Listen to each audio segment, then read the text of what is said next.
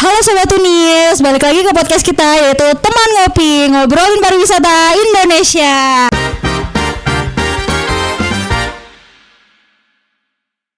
Nah guys, di sini untuk topik yang kali ini tuh aku bakal bahas optimalisasi media sosial dalam meningkatkan daya tarik destinasi wisata. Nah tentunya di sini aku nggak sendirian nih, di sini aku bareng sama Kak Jessica Christine juga. Halo Kak Jess, gimana kabarnya? Ini panggilannya mau Ruth atau Tessa aja? Kezia, soalnya kan kamu sebagai Kezia gitu. Ruth itu udah nama lama banget. Oke.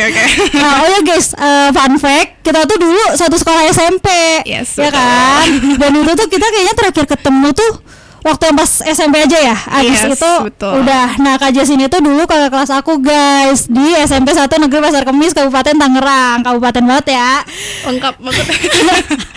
Oke. Nah, apa tuh namanya? Di sini tuh aku kan tadi udah bilang ya, aku bakal ngebahas tentang optimalisasi media sosial di era yang sekarang untuk meningkatkan kayak daya tarik destinasi wisata itu sendiri. Nah, aku nih ngeliat nih konten Kak Jess sekarang tuh kayak kenapa yang bikin aku ngundang Kak Jess di sini tuh karena aku ngeliat Kak Jess itu di Instagram tuh suka banget gitu loh kayak nge-explore tempat-tempat wisata, terus juga suka nge-review, bahkan juga kayak sempet deh kayaknya dulu jadi pertukaran pelajar di luar ya. Oke, hebat banget dia guys, gila. Jadi malu deh. Nah, habis itu juga tuh kayak Kak Jess sendiri itu dia udah di bidang ahlinya nih sebagai sarjana pariwisata sendiri. Oke. Nah, sekarang ini deh Kak Jess, aku mau nanya nih, menurut Kak Jess sendiri tuh di dunia pariwisata Indonesia yang sekarang itu ya, itu menurut Kak Jess tuh gimana sih? Kayak maksudnya dunia perpariwisataan sekarang tuh kayak apakah ada peningkatan dari wisatawan atau gimana gitu? Kalau menurut aku sendiri ya di bidang kepariwisataan sekarang itu sebenarnya fluktuatif sih, naik turun ya, karena balik lagi ke nilai tukar rupiah juga. Tapi sih sebenarnya intinya pariwisata di Indonesia itu belum rata. Kenapa aku bilang gitu? Karena memang beberapa hidden game yang menurut aku bisa jadi surga dunia, bisa terkenal lebih lagi, tapi ternyata belum bisa dieksplor lebih jauh, bahkan masih kekurangan SDM, masih belum bisa dijangkau sama orang, mungkin karena transportasinya, aksesibilitasnya yang masih kurang terjangkau gitu buat teman-teman calon wisatawan gitu. Nah, betul banget nih, kayak aku juga melihat sih, apalagi kan sekarang kan misalnya influencer yang mungkin udah namanya udah gede ya, itu tuh dia lebih suka nge-explore luar negeri daripada daerah-daerah terpencil di Indonesia sendiri nih. Apalagi kan misalnya sekarang tuh kalau misalnya di Instagram ataupun di TikTok ya, FYP tuh kalau misalnya kayak satu viral nih, satu influencer nih dia misalnya nge-explore luar. Nah, itu tuh kayak FOMO ya? Iya, FOMO. Iya kan? Kitanya juga FOMO pengen keluar gitu ya. Iya, padahal tuh kayak ya sebenarnya itu bagus sih untuk meningkatkan daya tarik wisatawan itu sendiri. Cuma kan kenapa influencer ini tuh kayak kemungkinan lebih tertarik sama daerah luar negeri nih. Karena pariwisata di Indonesia tuh kayak mungkin dari sistem pemerintahannya tuh kayak kurang mengelola atau gimana gitu. Yes, mungkin itu bisa jadi salah satu faktor sih, karena memang yang aku bilang sebelumnya itu ketidakmerataan pariwisata di Indonesia. Tapi selain itu yang aku lihat, yang aku amati juga sekarang ini bahkan tiket pesawat lokal aja itu tuh udah melambung tinggi gitu. Iya, betul banget. Ya, setuju kan? Ya, kalau kita lihat di platform Traveloka dan Agoda dan lain sebagainya, event itu langsung ke tour and travel agentnya. Menurut aku tuh gimana ya? Itu bisa jadi tiket pulang pergi ke luar negeri. Betul, daripada satu tiket berangkat untuk ke ya one way doang kan gitu. Iya gitu kan, apalagi dengan UMR kita yang mungkin cuma cukup kayak satu kali berangkat dan benar. Kalaupun PP kita nggak bakal dapat apa-apa gitu di sana. Yes, ya betul. Padahal sebenarnya juga kalau di compare ya, wisata di luar negeri sama di Indonesia itu sebenarnya nggak kalah jauh. Bahkan tuh menurut aku lebih indah wisata alam di Indonesia dibanding di luar negeri. Iya. Yes, apalagi urbannya ya. Mungkin kalau kita bandingin ke Singapura, sebenarnya itu Singapura itu kayak miniaturnya Jakarta gitu. Urban banget. Apalagi tapi tetap ada hijaunya. Daerahnya kecil ya, terus kan. Dan kayak orang-orang ke Singapura ya paling kayak cuma ke patung itu atau enggak kayak ke tempat-tempat foto. Kalau Indonesia nih kayak banyak gitu loh, banyak Banyak tempat-tempat banget. yang belum dieksplor nih. Betul, bahkan Nah, ada 10 Bali baru gitu kan. Ada Lombok, ada apa namanya? Aku lupa lagi namanya. Apa yang jalur pacu itu? Oh, yang lomba di Lombok. Aduh, aku lupa apa ya namanya ya. yang tren viral kemarin ada TikTok ya? Yes, yang jadi apa balapannya. Iya, yang anak kecil. Yes, banyak banget sih sebenarnya. Terus juga ada yang di Manado, terus juga event itu yang paling terdekat di Baduy gitu. Itu kan uniqueness-nya tinggi ya dibanding kita harus ke luar negeri, kita ngelihat apa namanya, compare dengan apa wisata alamnya jauh banget sih menurut aku. Bener sih, apalagi kan, oh iya, fun fact tuh di kampus aku ya, jurusan FISIP sendiri di Ilkom nih, kita tuh setiap semester 4 atau 3 gitu, kayak aku lupa pokoknya, itu tuh kita pasti ada trip ke Baduy. Ih, keren tuh. Iya, cuma Oke. permasalahannya kan dari pemerintahan Baduy sendiri yang mungkin udah turun-temurun tuh kayak kita destinasi wisata tuh cuma bisa sampai Baduy luar kan. Betul. Padahal kayak Baduy dalam tuh kalau kita explore lagi tuh kayak dari daerah budayanya, dari kayak Ada suku- otentiknya iya, sendiri maksud ya, aku tuh betul. kayak ya mungkin emang itu udah jadi tradisinya, cuma kan kayak kenapa ya di Indonesia tuh banyak kayak Yang lebih tertutup ya.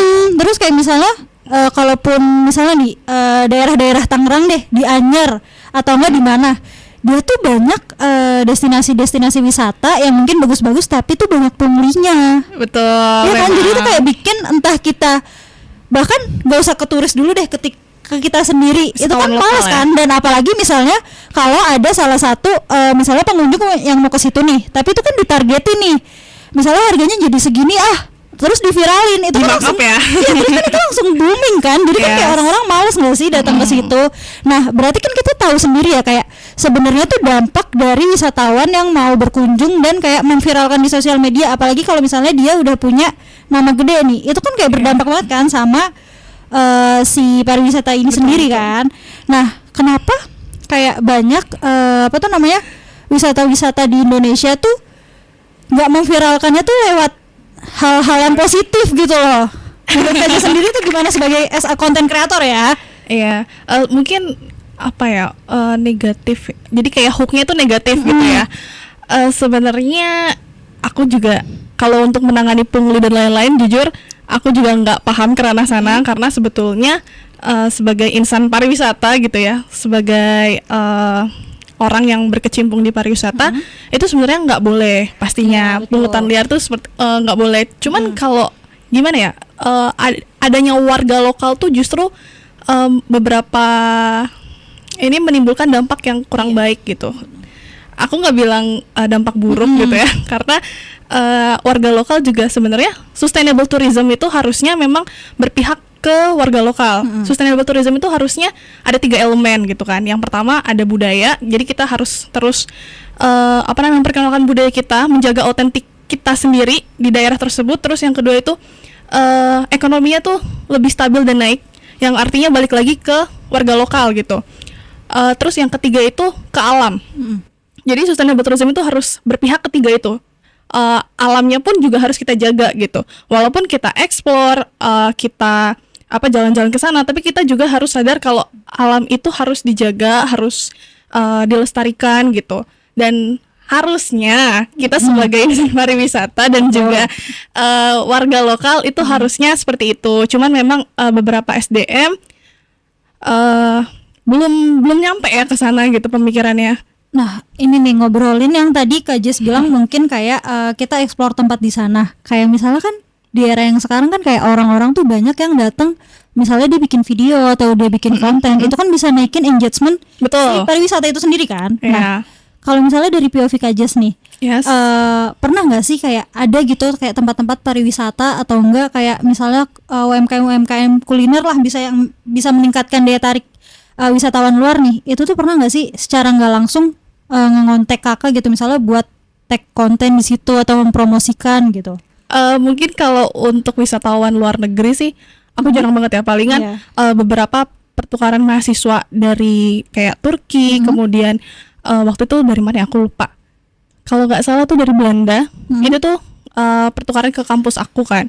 Mereka visit ke kampus aku dan beberapa kali memang kita explore Jakarta aja sih, karena Ikoniknya Indonesia yes, ya. yang affordable aja Iya. gitu. Mereka juga kan sebagai mahasiswa gitu ke kampus aku, dan di sana kita explore. Kalau langsung di konteks sih sebetulnya itu juga melalui dosen.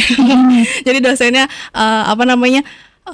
engagement ke aku, reach out aku buat jadi tour guide-nya mereka gitu. Dan sebenarnya mereka tuh agak amazed dan beberapa ada culture shock sih.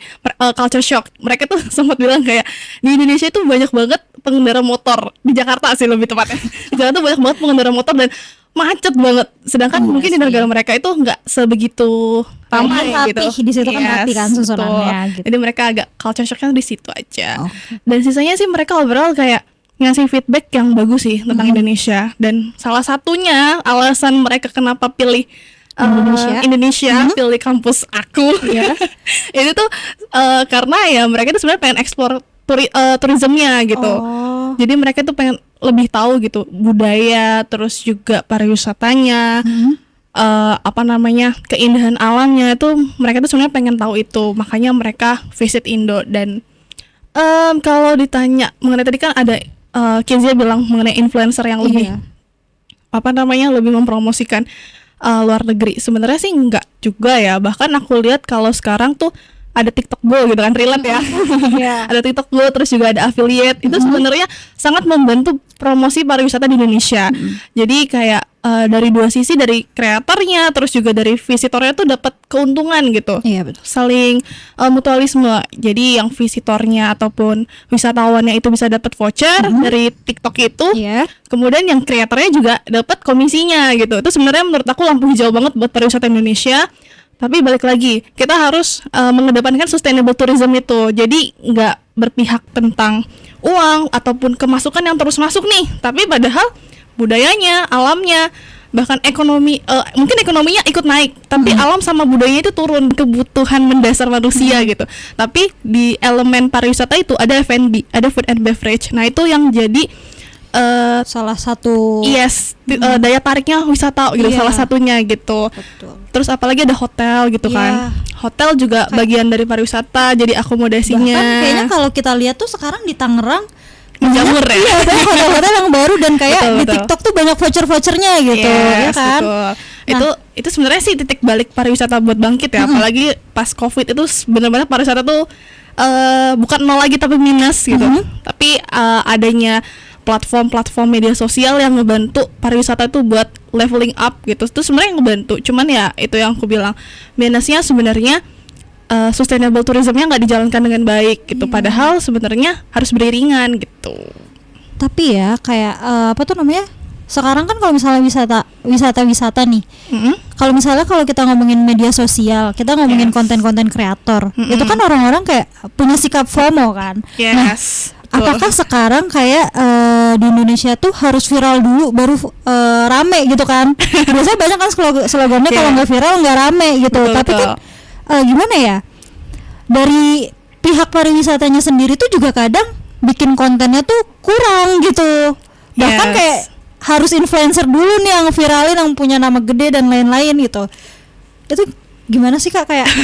Ya itu mungkin salah satu teknik marketing ataupun promosinya sih. Jadi yang aku bilang lagi, yang tadi kamu bilang juga engagement gitu kan, harus lewat influencer dan sebagainya. Ya itu juga sebenarnya teknik marketing gitu. Teknik marketingnya pariwisata. Gimana caranya nih pariwisata ini bisa memberikan efek domino gitu. Efek dominonya dari mulai konten kreatornya diuntungkan, terus juga wisatawannya bisa dapat feedback kayak voucher potongan gitu. Itu sih sebenarnya. Dan tadi apa lagi? Tolak ukurnya promosi gitu. Itu kan juga dari yang dilihat engagement tadi kamu bilang. Kita juga maksudnya di dalam media sosial itu kan ada engagement itu terdiri dari saves gitu, terus share, terus abis itu apalagi komen, like gitu kan. Nah view-nya walaupun tinggi tapi retensi untuk komentarnya itu nggak ada. Itu sebenarnya belum termasuk yang berhasil sih. Cuman kita lihat lagi mungkin kalau untuk komen agak malu ya kalau untuk jadi first comment. Jadi kayak nanti jadi ngelihat view-nya itu jadinya ngelihatnya komen kita, akun kita gitu. Tapi dilihat lagi save and share-nya, apakah retensinya tinggi gitu, apakah jumlahnya tinggi dibanding like atau view-nya gitu. Kalau udah save-nya udah bagus, share-nya udah bagus, menurut aku itu udah jadi green flag gitu. Nih, Kak Jis kan udah terjun langsung nih jadi konten kreator kan. Iya. Apalagi misalnya kalau kita bisa lihat tuh kayak Kak Jis juga kan bidangnya tuh dulu pendidikan di bidang pariwisata. Nah, menurut Kak Jis sendiri nih, dengan sekarang banyaknya kayak menjamurnya konten-konten kreator yang sekarang yang suka nge-review tempat ataupun kulineran dan lain-lain, itu tuh bisa nggak sih Kak kayak bawa wisata Indonesia nih kayak lebih maju gitu. Apalagi kan kalau bisa dibilang wisata Indonesia nih yang terkenal sama orang-orang luar mana sih, paling kayak Bali, Lombok gitu-gitu doang kan. Itu tuh menurut Kak Jis tuh kayak bisa nggak sih membawa pengaruh baik untuk wisata Indonesia gitu? Bisa enggak, bisa iya sih. Kenapa tuh? Kalau aku bilang bisa baiknya, ya pasti semakin banyak konten kreator yang upload destinasi wisata Indo gitu kan, pasti makin berpotensi untuk viralnya juga tinggi. Tapi, nah itu dia, kalau viralnya tinggi dan banyak wisatawan yang berkunjung, itu bakal jadi titik balik gitu loh, titik balik sama destinasi wisata tersebut, apakah bisa menjaga atau enggak. Iya. Gitu. Kayak misalnya kalau menurut aku Baduy itu masih strict ya, jadi mereka tuh masih tetap memperhatikan memperhatikan budayanya gitu kan, masih ketat banget. Yes, betul. Kayak bahkan beberapa ada kayak nggak boleh kan wisatawan masuk kalau mereka lagi ada ritual tertentu gitu. Itu Bali juga sebenarnya menurut aku juga bener-bener bagus sih. Mereka Bali walaupun udah banyak terkenal, masih jadi bisa menjaga kan. Yes, betul banget. Bahkan di Bali tuh yang aku tahu ketinggian gedung itu nggak boleh lebih gitu dari beberapa GWK contohnya. Yes, gitu, nggak boleh lebih dari pohon kelapa atau apa gitu kan. Yes, apalagi kalau misalnya ada nyepi gitu kan. Itu semua bahkan bandara aja ditutup gitu. Nah, itu salut sih, kayak maksudnya kayak itu di Indonesia tuh ternyata masih bisa ya kayak tetap menonjolkan pariwisata yang bagus-bagus tuh kayak alamnya, pantainya dan lain-lain. Bali tuh emang bagus, tapi dia masih tetap menjaga kelestarian budayanya. Masih mempertahankan. Iya, kan buat teman-teman yang lain mungkin yang nonton-nonton ini juga kayak lu tuh bisa loh jadi konten kreator pariwisata, dan itu tuh nggak harus yang konten kayak misalnya skincare atau nggak konten kuliner. Itu kan bisa kan naikin engagement wisata-wisata biar kayak kita nih kan pengennya liburan keluar terus kan. Misalnya kayak tadi juga yang di awal bilang kayak tiket tuh lebih murah keluar daripada ke sesama dalam Indonesia, negeri tapi beda pulau gitu kan. Tapi kan mungkin itu kan bisa aja dengan tiket yang mungkin dibilangnya mahal itu kan bisa aja kan kayak tempatnya tuh ya mungkin oke nih gitu. Nah terus menurut Kak Jis sendiri nih kayak sebenarnya kita oke nggak sih kalau misalnya kita jadi konten kreator tapi tuh kita nge-reviewnya wisata-wisata, mengoptimalisasikan era digital yang sekarang nih gitu untuk membangun wisata-wisata di Indonesia ini biar stabil gitu perekonomiannya. Menurut aku worth it aja sih gitu. Yang aku bilang pertama mulai aja dulu. Kenapa bilang mulai aja dulu? Ya coba cari yang terdekat. Kayak misalnya kita nggak perlu lah jauh-jauh sampai ke Bali gitu kan, nggak perlu jauh-jauh sampai ke Lombok gitu untuk mempromosikan pariwisata. Cukup kayak misalnya di Tangerang gitu. Di Tangerang sebenarnya apa ya? Karena Tangerang kota industri sih sebenarnya. Kayak udah di Banten deh kita luas gitu. Let's say kayak ya yang terkenal Baduy sih sebetulnya, dan yang aku tahu Baduy. Atau mungkin Pantai Anyer deh gitu. Pantai Anyer kan menurut aku tuh juga banyak ya. Tanjung Pasir gitu. Tapi tuh Tanjung Kait enggak sih ya. Enggak. Memang kayak Tanjung Pasir atau Pantai Anyer itu kan kayak ada uniqueness-nya. Yang menurut aku bisa gitu dari yang terdekat aja dulu gitu. Atau mungkin pengen ke kafe, atau mungkin sebenarnya pariwisata tuh banyak elemen sih yang harus diperhatikan gitu selain promosi. Jadi kayak misalnya pelayanannya aja dulu gitu, pelayanannya bagus. Minimal nggak ada pungli deh. Iya betul. Kalau misalnya kita mau kesini, sebenarnya yang paling sebel pungli ya kan. Oke. Si pihak-pihaknya tuh kadang kayak gitu, kadang kayak pengen naik, pengen rame, tapi dari pihaknya sendiri tuh kayak dia nggak mau merapihkan kayak pungli-pungli tersebut gitu loh. Jadi bikin kitanya tuh males. Misalnya apalagi kalau misalnya kita viralin gitu kan, kayak orang-orang udah tahu dari TikTok terus kayak misalnya males gue kesini lihat video ini jadi kayak gitu. Karena banyak pungli ya. Iya sih sebenarnya PR pariwisata di Indonesia juga itu sih sebenarnya pungli, karena marak dan ya nggak terlepas juga sih gitu. Pilihannya cuma ada dua, mau dikelola sama warga lokal, tapi kemungkinan besarnya punglinya akan terus berjalan, atau mau dikelola pihak swasta, tapi warga lokalnya Ya. gitu. Tapi kayaknya sebenarnya bisa aja nggak sih kayak pihak swasta memperkerjakan Bisa betul. warga lokal gitu Betul, kan bisa. sebenarnya. Dan pihak pemerintahan juga misalnya wisata-wisata di Tangerang nih kayak misalnya Grendeng atau apa itu kan yang dikelola sama pemerintah kan. Oke. Itu kan sebenarnya juga bisa kan bekerja sama konten kreator gitu kan, dan itu juga enggak memungkiri kayak kita nih bisa loh jadi Betul. konten kreator pariwisata, dan itu bisa ningkatin engagement wisata itu sendiri gitu betul. kan. Jadi ya apa salahnya gitu kan. Saran dari Kak Jess gitu tentang kayak konten kreator di dunia pariwisata gitu. Sarannya ya, saran konten kreator. Jadi yang udah jadi konten kreatornya nih, bukan yang pemula kan? Atau Boleh dua-duanya boleh deh. kalau untuk teman-teman mahasiswa dan lain sebagainya, atau bahkan itu ibu rumah tangga sekalipun gitu yang pengen coba terjun ke dunia konten kreator, menurut aku stop buat overthinking sih. Mau apapun itu kata teman, kata orang gitu, atau orang terdekat gitu, kayak ngapain sih lu konten gitu, emang rame konten lu gitu. Ya udah, tutup telinga aja. Kita cuma punya 2 tangan buat tutup telinga gitu, tutup telinga kita sendiri, bukan untuk menutup mulut mereka gitu. Jadi ya stop overthinking, terus juga kesampingkan gengsi sih sebenarnya. Karena konten kreator itu memang kalau dibilang nggak tahu malu sih nggak juga sih. Harus pede juga kan. Yes, betul, harus pede. Dan coba personal branding. Karena setiap orang tuh kayak punya otentiknya sendiri gitu. Kayak misalnya si A gitu, si A ini dia lebih personal brandingnya kayak lebih ke pendidikan, let's say ya, pendidikan pariwisata. Berarti memang jenis kontennya pendidikannya gitu, tapi lebih condong ke pendidikan. Kayak misalnya di perhotelan itu yang dibutuhin tuh seperti ini gitu, atau mungkin SDM pariwisata itu harusnya punya standar tertentu gitu. Itu dilihat dari kacamata pendidikan pariwisatanya. Tapi ada juga kayak misalnya konten kreator yang memang lebih ke review tempat yang aku bilang tadi. Terus atau mungkin ada konten kreator lagi yang kayak dia tuh khusus yang backpackeran gitu. Jadi memang yang affordable aja yang dia review gitu. Sebenarnya menurut aku kayak ya udah, personal branding orang tuh beda-beda gitu. Jadi temuin aja personal branding kalian gitu. Dan jujur yang aku lihat dari sekarang aku ini sih, aku lebih condong ke pariwisatanya lebih ke F&B, terus juga sebenarnya era-era educationnya juga aku ada sih sebenarnya. Cuman memang iya loh, Kak Jess juga kan sempet ini kan aku lihat di kontennya dia nggak cuma bahas konten-konten review guys, dia juga kayak duta apa ya? Duta nyasar sih kayaknya. itu yang di Sumatera. Iya kan? Iya kan? Ya, waktu aku pertukaran mahasiswa juga sempat aku kontenin gitu. Sebenarnya ya temukan aja personal brandingnya gitu kan. Tuh udah tuh ada dua. Yang pertama mulai aja dulu, kesampingkan gengsi sama temuin personal branding.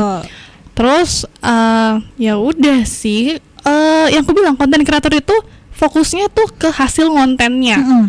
Apakah itu layak buat dilihat, buat ditonton, tapi bukan dari insight-nya. Kesampingkan dulu insight-nya, like-nya itu berjalan lah. Semakin kita sering konten, semakin kita sering upload video-video reels atau mungkin konten-konten foto kita gitu kan, yang buat nge-review tempat itu tuh juga nanti bakal datang followersnya, bakal datang kok, publik juga bakal ngeliat. Kalau misalnya kita punya kontennya, kalau kita nggak punya konten dan pengennya dapat followers yang banyak itu juga agak bingung ya, bingung gimana caranya menarik followers gitu kalau kita nggak punya personal branding gitu, nggak punya konten gitu untuk diupload. Dan untuk konten kreator yang udah berjalan gitu ya, menurut aku sih yang pertama beretika. Ada namanya etika digital gitu kan ya, di era sekarang. Jadi coba